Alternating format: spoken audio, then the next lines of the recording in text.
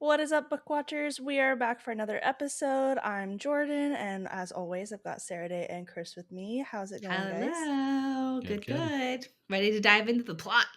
Yes. Okay, so Getting this is deep. our second episode of A Christmas Carol by Charles Dickens, and we're covering the 1992 adaptation of the Muppets Christmas Carol. And we are going to get into all that right after this. We are going to get through the major plot points. So we're going to kind of break it down. The intro with Scrooge in his place of work, the counting house with Bob Cratchit, and then go through each of our four ghosts of Jacob Marley, ghosts of Christmas past, present, future, and then the aftermath. So the little epilogue section that we get. Yeah,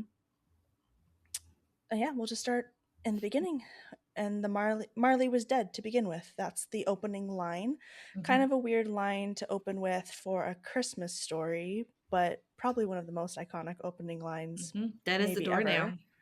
Dead as a doornail, Or a door knocker. whatever the case may be. So the beginning scene is just introducing Scrooge, what his vibe is, what he's all about, where he works, the type of person he is, and kind of introducing Bob Cratchit a little bit, what he's all about. So how did you guys, besides the addition of the Muppety song that the movie has, how did you guys think that the film lined up with the book as far as introduction of these two main characters? I kind of like how you're kind of following Scrooge walking through the streets and like you just see the back of him and then at the end it's he turns around and he's like shut up or whatever humbug maybe he Yeah. says and it's like yep that's Scrooge. Yeah. Yeah, I mean, I think we're going to be saying it over and over here that it is a faithful adaptation. So much Mhm. of this, even if it's slightly different, is faithful enough to say, yeah, they did it well. Yeah. So he gets into his office, and Bob Cratchit is there, sitting shivering by his one little candle and his one little coal in the fire. And it's Christmas in England, so it is freezing outside and inside. And Bob Cratchit goes to Mr. Scrooge and is like, "Do you think we could like have a little bit more coal, an extra scoop for the fire? What do you think about that?" And Scrooge is like, "No, bah humbug, can't have it." And then Scrooge's nephew Fred comes in with all sorts of Christmas cheer, and Scrooge is not having any of that. He is anti-Christmas, anti-good spirits. Um, and I really love how they have the exact exchange from the book, Mhm. where Scrooge is like, "Why are you so happy? Like, you're poor." And then Fred is like, "Well, why are you so bitter? You're rich. Like, if it's about money, then shouldn't you be the happiest person Right. ever?" And I think that's a really good, like, setting the tone again of who Scrooge is and kind of what the theme and the message of the story is about. What do you guys think? Yeah, money Well, doesn't solve any of it. You can be the poorest person in the world and be miserable, or the richest person in the world and be miserable. exactly. So it's about a perspective. Mm. Mm-hmm. Well, and that's like, the heart of this story is the Christmas spirit. And I also want to note that the little mice or rats or whatever they are, where he's like, how would you like to like be fired or whatever? And then it cuts back to them and they're in their little tropical outfits and doing a little tropical dance. And Doing again, it's a anything to kids not be movie. fired. It's targeted for kids. And like, that's just another little giggle that Yeah. we all kind of got out of that. Yeah, that was funny. Yeah. That was cute. A little break there. Because it's just in the book, it's just Bob Cratchit. There's no like other assistants in the office. So Mhm. like if you want to include some humor, it makes sense to add in the little rat characters instead of having Bob Cratchit kind of break character and be the one like goofing off. Um, but And yeah. it's a bleak moment with him handing out eviction notices and all that. So it was good Mhm. to have that bit of comedic relief there, because otherwise you're like, Hmm. oh, there's a bunch of people that are going to be homeless tomorrow in this book, in this movie. Hmm. Yeah, and to get that announcement like on Christmas is heartless.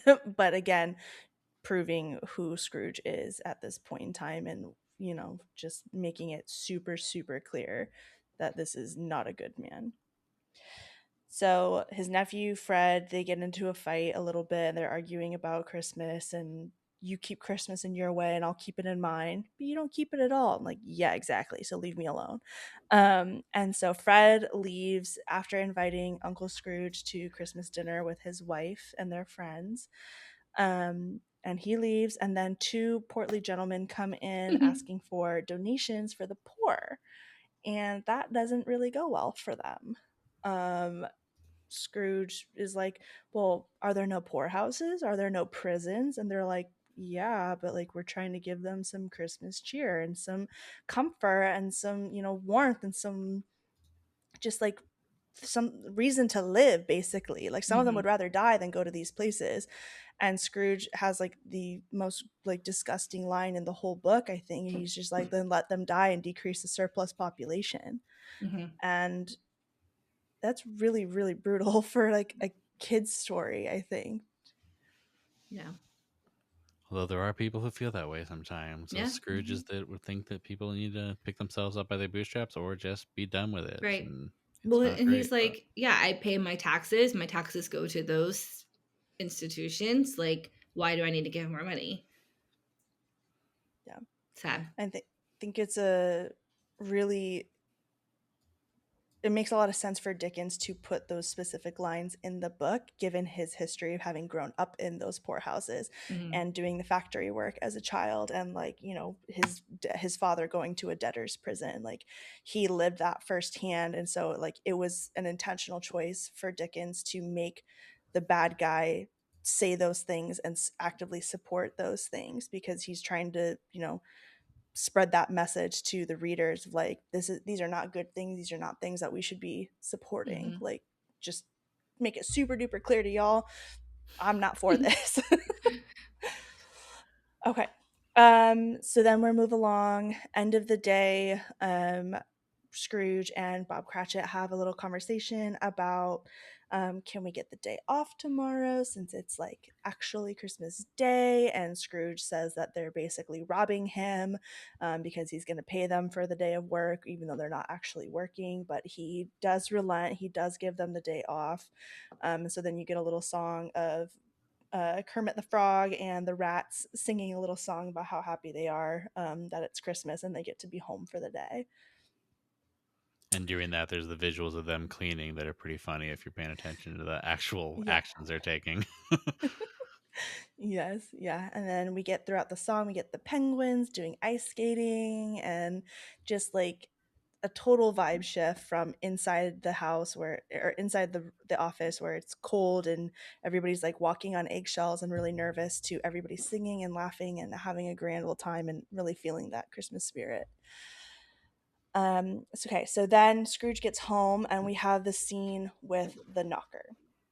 He's going to open his door, and the knocker kind of transforms into the face of his old partner, Jacob Marley. And so in the Muppet movie, it is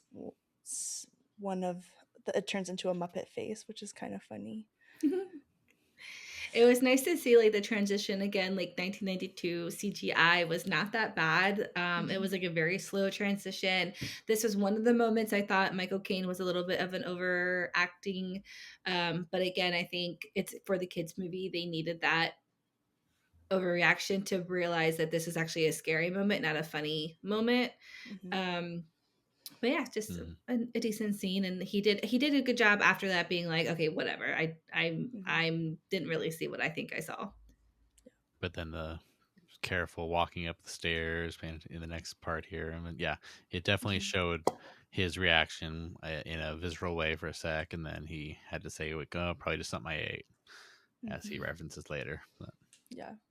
And again, like we have Gonzo narrating, like, I have to remind you that Jacob Marley is dead as a doornail. Like he's like, nothing else will be like magical or wondrous if you forget that fact. So he jumps in, and then Scrooge once Jacob and in the movie Robert Marley appear to Scrooge and they start talking, he's making his jokes like there's more of gravy than the grave about you, and talking about how you're like this apparition in front of him is just a bit of undigested food, and all of that is direct quote from the book. again, I can't talk about it enough how cool it is that they take so many lines directly from the text, and it's word for word, and Michael Mm-hmm. Caine just delivers it so well. Like, yes, the overacting in parts, but also like I think he's a really great Scrooge, and he delivers it so perfectly with that little bit of like menace and like intensity, but then like he's making a joke like you're gravy, not the grave. Like it's funny. You Mm-hmm. chuckle a little bit. And then the Marleys sing their iconic little song for us. And Sarah-Daye, you loved that song. Mm-hmm. Marley and Marley. Marley. Yes. It's catchy for sure. It is. Mhm. That is like the only song I like. So then the Marleys warn Scrooge that they're covered in chains and cash boxes and ledgers. Mm-hmm. And they say, we forged these chains through our actions in life. And right now, like we died 7 years ago, or in the book, at least it explains that they died 7 years ago. So at the time that they died, their chains were the same as Scrooge's. And Scrooge has now added even more chains over the last 7 years since Marley died.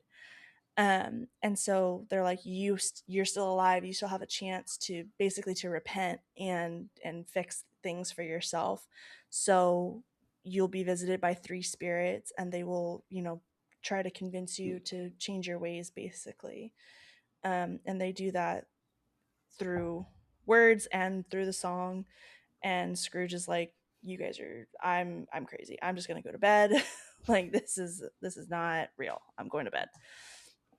And then we Kind of get the seems like a first. karmic system, almost like karma system a little bit, the way they were, chained Mhm, down from what they did in life, sort of. So, which was kind of interesting. And then he was able to, through Christmas, fix his karmic history, they think, so our karmic debt. mhm. So that's kind of cool. Yeah, absolutely. And so then we move and we get our first ghost, the ghost of Christmas past. And I think the way that they portrayed this ghost was a choice. What did you guys think about how the Muppets did this particular ghost? Well, like I said in the last episode, I was shocked to see that it was actually like another puppet, or doll or whatever you want to call it. If it was even supposed to be, I mean, it was clearly a doll on the outside of things. I don't know if it was supposed to be a Muppet, or if we were supposed to think it was just a spirit. But um, I mean, she's young. Like she's the ghost of Christmas past, so she's young.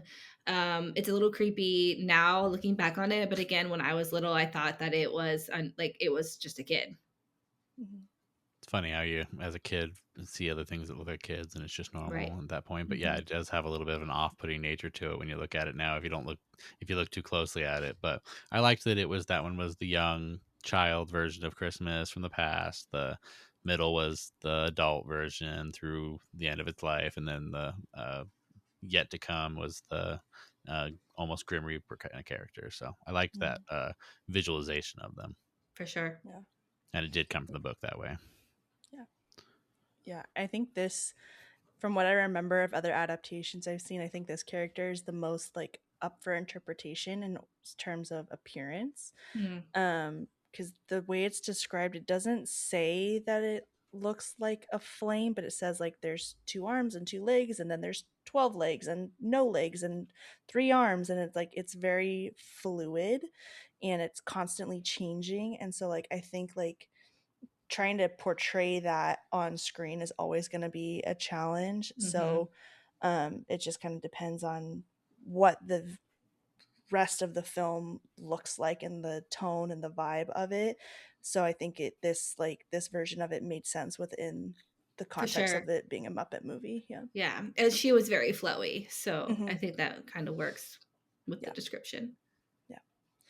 Okay. So then the Ghost of Christmas Past takes Scrooge way, way back to when he was a child and his schoolhouse. And we get to see poor little Scrooge all alone in the Yeah. schoolhouse, and all of the other boys running around outside and wishing each other Merry Christmas and going home for the holidays to be with their families, and him just sitting there and staying. it kind of reminded me of Harry Potter and the Sorcerer's Stone, Mm, where like Harry, like he's not expecting anything. Like we hear in that story, like how he's lucky if he gets a pair of socks for Christmas, and so like he doesn't have positive associations with Christmas either. And so it kind of reminded me of that, like this poor little boy just like all alone and nobody cares about him and nobody loves him and he's just by himself. It made me sad for him. mhm, But he talks about how it's a good time for him to get more work done. So it's, showing that work ethic and like the idea that I can Mhm. make more money, I can do more if I just use this time effectively. If I chase that British dream. yeah, it's almost like a self-fulfilling prophecy, and he was sad and lonely, so he was like, okay, well, I'll just get more work done. But then the going to a couple scenes from now, he's still like a workaholic and still cares about money, so he kind of loses the girl Mhm. because he's not turning that off. Mhm. And so now It's he's never enough. lonely and just cares Yeah. about money. Mhm. So it kind of, came back at him. Yeah. What did you guys think of the choice to remove the scene with his younger sister that happens in the book? They took that out of the movie. I think for a kids movie, they also have to keep it quick, because I did Mhm. notice it was also 3 nights in the book, whereas in Mhm. the movie it's all within one night, and it's like 3 different hours.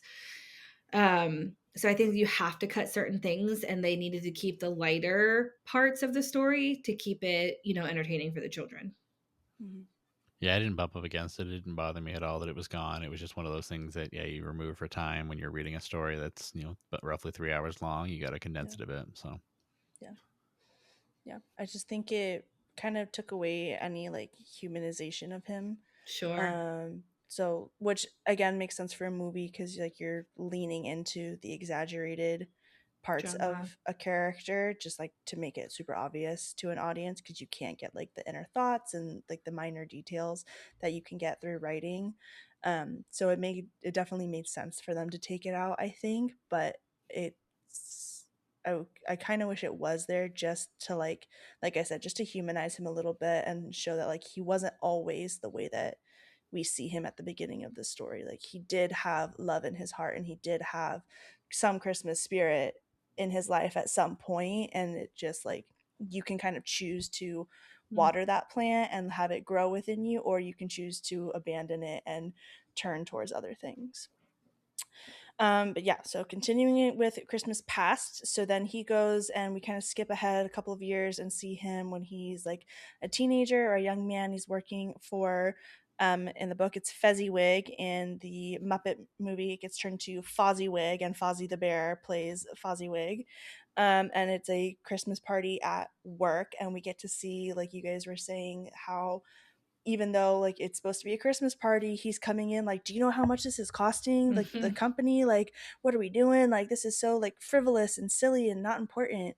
Um, and then we meet the love interest Belle for the first time, and we get to see like their little meet cute moment at the party when he bumps into her.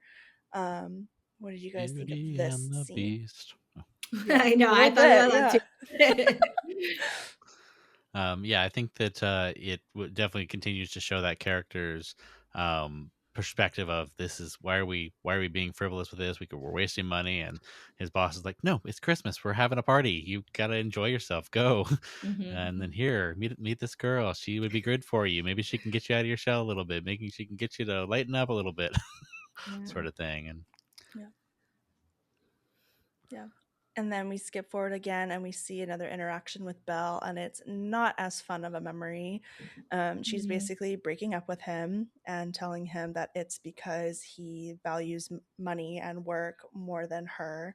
And she admits like her family is not wealthy. She doesn't have like a dowry for him, but he's been promising like, next year we'll get married as soon as this financial thing works out. Like, okay, well, it didn't work out as much as I wanted it to, so next year, and he keeps like pushing it off.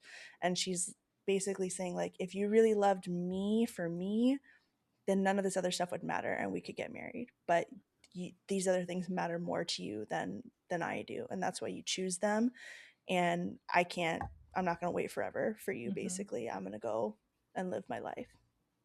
And we do see, flashing forward to Christmas present, we do see her with a house full of children and a husband and living a happy, joy filled life. And that just kind of is a dagger in the heart for old Scrooge, because he's like, he has the thought, he's like, that could have been me. And it's like, yeah, it could have. It could have. Too bad you suck. But it gets the point across, definitely, that he Right. could have been happy, but he chose to focus on his money and not marry his wife, marry the woman he loved at one point when he could have, and but needed to have his finances in a certain spot before he felt like that was something he wanted to do. Yeah. And then I think that kind of wraps up Christmas Past, unless you guys have anything else you want to touch on for that section. That's good. Okay, moving along. Ghost of Christmas Present. I think this is, I mean, it's easy for this to be the favorite spirit, but I think this is my favorite spirit just because He's just so jolly. Yeah, like he feels kind of like Santa. He feels kind of Right. like a friend. Like, oh, come in, like let's like come eat, like know me better. Like, like he is really welcoming, and like he's just more fun than the other You're a ones. little absent-minded. No, I'm a big absent-minded Yes, I fool. love Yes. that.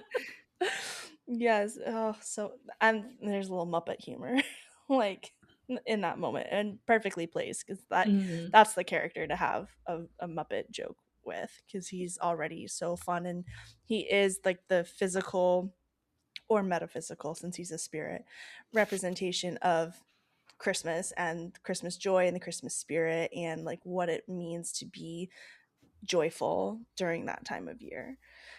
So that spirit takes Scrooge around to a couple different places. He takes him to the house of his nephew Fred, and his wife Clara, and he gets to watch as they're all playing games and having a good time.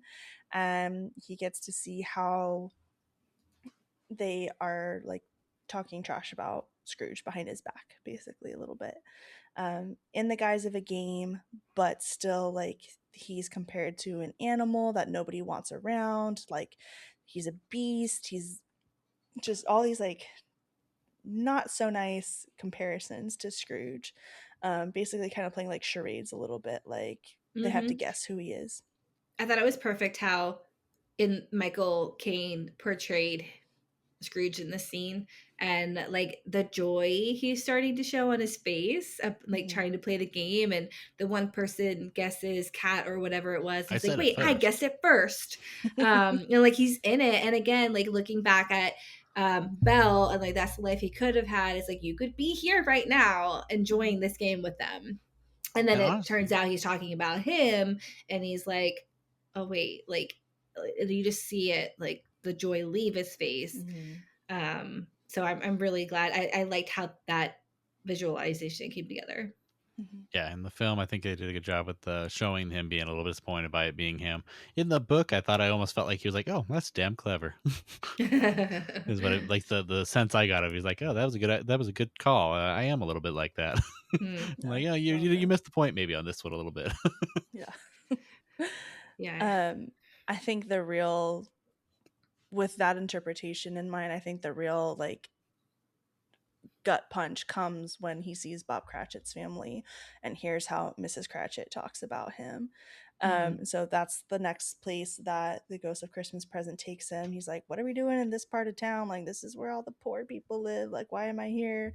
And he's like, "Look in there, look in that house." And there's Bob Cratchit's family, and he sees Mrs. Cratchit, Miss Piggy, and their two girls, and then their older son, and living in this poor, house. Is not a big house, like very small, very cramped, with that many people in there.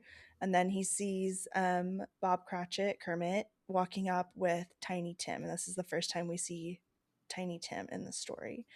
And Scrooge is kind of standing there watching them have their Christmas dinner, and he's seeing Tiny Tim, and he's not well. He's got a crutch, a little cane, and he has trouble walking, and his dad has to carry him around. And they're having their dinner, and Bob Cratchit is like, let's raise a toast to the founder of the feast, Mr. Scrooge. Like, without him paying me, we couldn't afford all of this wonderful food. And Miss Piggy goes off on Scrooge. She's like, founder of the feast, my butt, basically. Like, they can't, like, he's terrible. He treats you badly. He barely pays you. Like, what are we thanking him for? Mm-hmm. Um, yeah, so he just, that whole scene is just really continuing to drive it home to Scrooge. Like, you've never thought about Bob Cratchit as a person with a wife and kids and like people to take care of. um and he immediately is drawn to Tiny Tim, and it's like, what's wrong with him? Like, is he okay? Like, what's the matter with him? um Again, showing that like there is a heart in there somewhere. It's buried very deep and Right. not easily accessible, but it's there. And I think this scene really shows the uh, character of Bob Cratchit being a really good man who wants Mhm. to be thankful for his boss, even though he's not a good person. He cares for his family, every single one of them. Um, Throughout the whole scene, you see different moments of him valuing each one of his family members and giving the care that Scrooge has never shown to anybody. Mhm. Yeah. So yeah, he asks the ghost of Christmas present, I know you're not the ghost of the future, but what do you see for Tiny Tim? Like, is Tiny Tim going to be okay? And the ghost, he's starting to get gray hair. He's starting to like get kind of old because he's present. He's that one day, Christmas Day, and the day is starting to end. And he's like, I foresee an empty chair and a crutch with no owner. And Scrooge is like, that is what really, I think that's like the main thing that kind of gets him to turn Mm-hmm. And and that's where that really, line comes in too. The his own words turned back against him too. Right. Well, yes, he like the counting. If they die, then there's not as many mouths to feed, kind of Yeah, thing. might yeah, as well get it over with, die, and you can so that we Yeah, can and he's like, "Holy get cow! rid Like of his that. acting. Those are my like. I can't believe I said that. Like I didn't yeah, mean for him. You But yeah. know. said it right in front of Bob Cratchit about a kid Ugh. who is struggling with disability and will probably not make it, and so that's just painful to hear. Mm-hmm. Yeah, yeah, I didn't even think about that. That he said that right in front of Bob Right. Cratchit, and like even to Bob, like I'm talking about you, dude. Like you're the poor people that I'm talking about. That if you can't survive, you should go to a poorhouse. Well, they'd rather die than let them die. Like that is really, yeah. That just took it to the next level for me. Mm-hmm. Actually, that's crazy. Heavy stuff. But yeah, I think the again like Dickens like driving home that point of like poorhouses are evil and the debtors' prisons are evil, and like if you support those things, you are like Scrooge. You are the bad guy in the narrative. You're the bad guy in this world. Um, And things don't that change much Yeah, in the unfortunately, world. yeah, that the spirit, the happiest, jolliest, like most comforting spirit throwing those words back in his face like really hits different for sure. Mm-hmm. um Anything else for Christmas present? Miss Nope. I Piggy's like. little moments of eating the food and all the different little things she does that makes it, the fun interactions with her kids were fun, but Yeah. and then the love you see between the family. But yeah, I think otherwise it was a pretty good coverage of most of that scene. Mhm. We've talked about it in the past, but I'm just going to reiterate that I like the character design of the spirit. Mhm. Yeah, yeah. He's fun. Okay, all right. Ghost of Christmas Future, we've talked about this one a little bit, the Dementor looking spirit and how he's super scary, especially for a little kid. And Gonzo, Charles Dickens, and Rizzo the Rat even say that they're like, are you sure this is okay for the kids? Like, this is a little scary. We're gonna get out of here. We'll see you guys later. And so they kind of go, because throughout the rest of the story they kind of are interjecting with some asides and some like background information and their little jokes and antics and stuff like that. But this one they're like, no, this is where it gets serious. We're gonna head out. um So we see this specter, and this spirit doesn't talk, which I Mm-hmm. think adds to that like spookiness of it, because it really For makes sure. it clear that this is not like a person or a friend or like somebody that you could hang out with like Christmas present. Like this is an other being that And should that's in the be. book, and I think almost every adaptation is portrayed that way, which really helps keep Yeah, the weight all the way across. yeah, absolutely. So they start actually in the graveyard, and Scrooge like won't look. He's like, I don't want to see this. Like, let's take me somewhere else. Show me the future. And so we see a bunch of different people that Scrooge knows, but like he doesn't have any friends. So we can't say that they're his friends, but people he knows in the community. And they're all Acquaintances. yeah, yeah, business people that he's interacted with, and they're all talking about this person who has died, and they don't ever mention a name, just like, oh, we're so glad he's gone.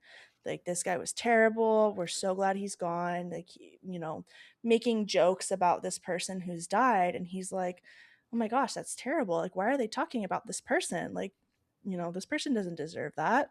If Um you watch the design too, they're all pigs, mhm. which could be interpreted in certain ways. Mm-hmm. They're all probably money changers and money lenders or whatever like him, and they're all pigs. Yeah. Yeah. And then we see like the spider character, like the black market dealer, Mm-hmm. with things that have been taken from this dead person's house, like that they're selling. In the book, there's a line where like the blankets are still warm, and it's like, Ugh. ew, like, but that's it speaks again to like how disliked this mystery person was, that like I literally don't care that his body is not even cold yet. I'm taking his stuff and going and selling it. That kind of like that lack of respect that this person held amongst other people. And then we go on to back to Bob Cratchit's house, and Tiny Because Tim. Scrooge wants something joyful to see, someone who might have Yeah, been happy about this, and so or something a little more upbeat. So they go back to the Cratchit house. yeah, and it's probably like the most devastating place to go because Tiny Tim has died.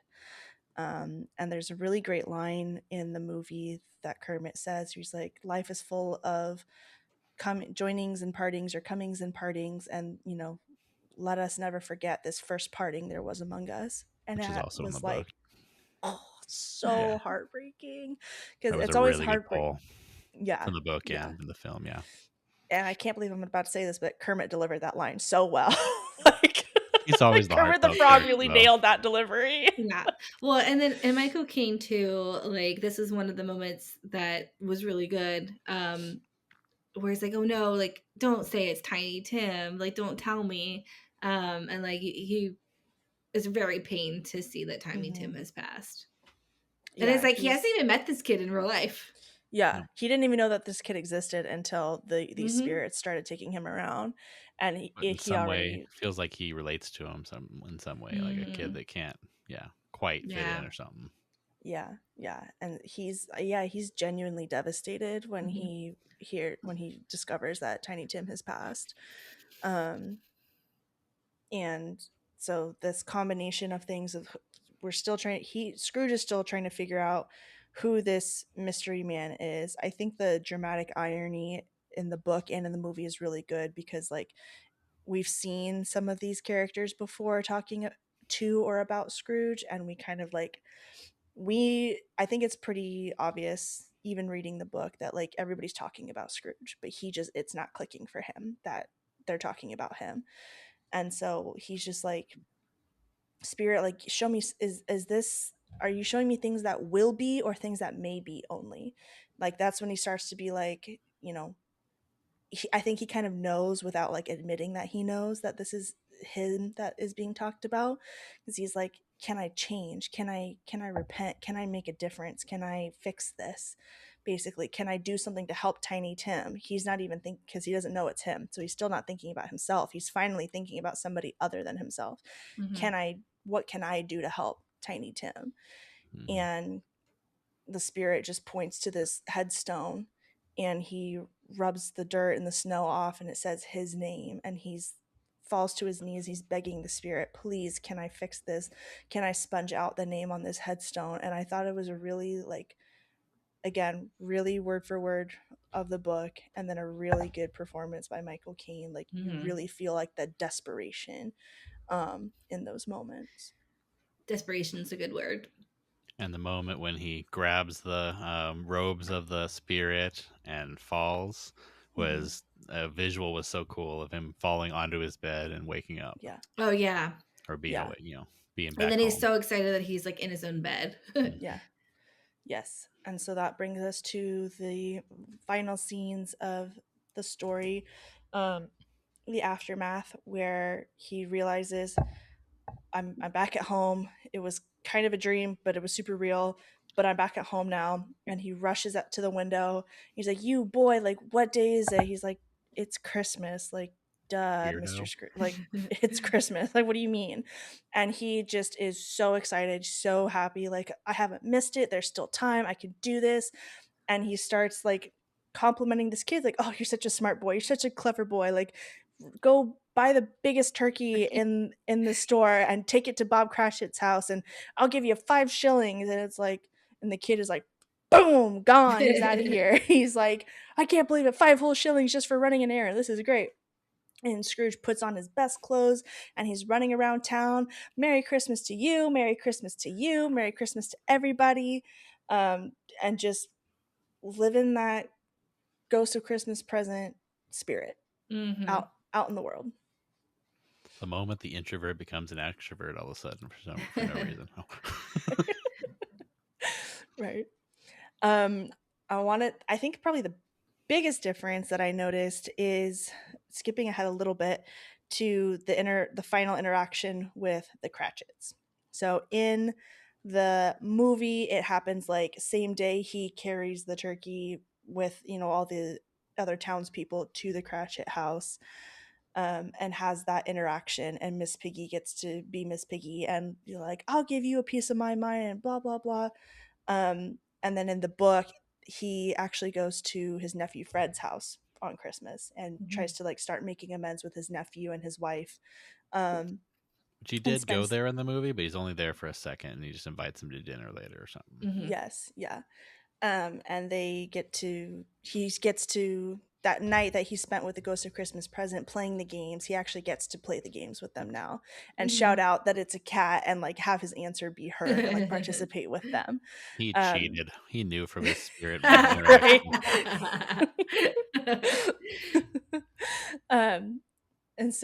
then the next day, Bob Cratchit comes in late to work and he's like, "Ooh, I'm gonna play a little trick on him." And that's when he yells at him, like, "I can't believe you're late. I won't stand for this anymore. I'm giving you a raise." And Bob Cratchit's like, "What? What do you mean?" And then he explains, like, "I realized I've been wrong. I've mistreated you. I'm giving you a raise." And then it says he becomes like a second father to Tiny Tim, and becomes part of the family. Yeah. I love that Scrooge, being a good person, makes him just a sarcastic prankster that just, like, wants to go in and mess with people a little bit. It just kind of, brings out that spirit in him. It's kind of fun. Yeah. Yeah. He's still got that mean streak. It just comes out as jokes But he has now to become instead of sarcasm. actually being mean. Yeah. What did you guys think of this final wrap up scenes that we've got, this little epilogue? Michael Caine singing stuck out. It was fun. I mean, I think that it wrapped up the story in a very fitting way based on the book as well, and kind of showed you that a person can change their ways. Is the moral of the story, that if you're willing to accept love and give love, that it will come back around, and you will hopefully not end up as a miserable Scrooge. Yeah, I mean, that's how iconic this story is, that the name Scrooge has now become, like, an adjective, like, and even a verb, like it yeah. And then you could use it the other way. If you use the end of the movie, you could go around saying people that have good Christmas spirit are Scrooges. Go tell all your friends and family, "You're such a Scrooge this year." Like, well, and the Grinch is the other one, and we had a Mm-hmm. conversation offline that we might do an episode about the Grinch being a retelling of A Christmas Carol, because Kind they're of both felt that way, so anti-Christmas in the beginning, and Yeah. then end up having a heart. Yep. Yeah, we can make case. That'd be fun. And then both versions end with the final line from Tiny Tim, God bless us, everyone. Everyone. Which I think is, Iconic. again, like, there's an iconic opening line and an iconic ending line. Like, Mhm. again, even if you don't know anything about the Christmas Carol, you've heard the line, God bless us, everyone. It's been Mhm. put into other media over the years. But I think it, like, that's kind of the catch-all theme of the stories. Like, everyone, all Mhm. people deserve to enjoy Christmas and be part of the celebration and be joyful, and every single one of us deserve that. And so God bless everyone. Yeah. Yeah. That's a great way to end the episode. Yeah. Definitely. All right, do you guys have any final details to add about the about A Christmas Carol and the Muppets Christmas Carol adaptation?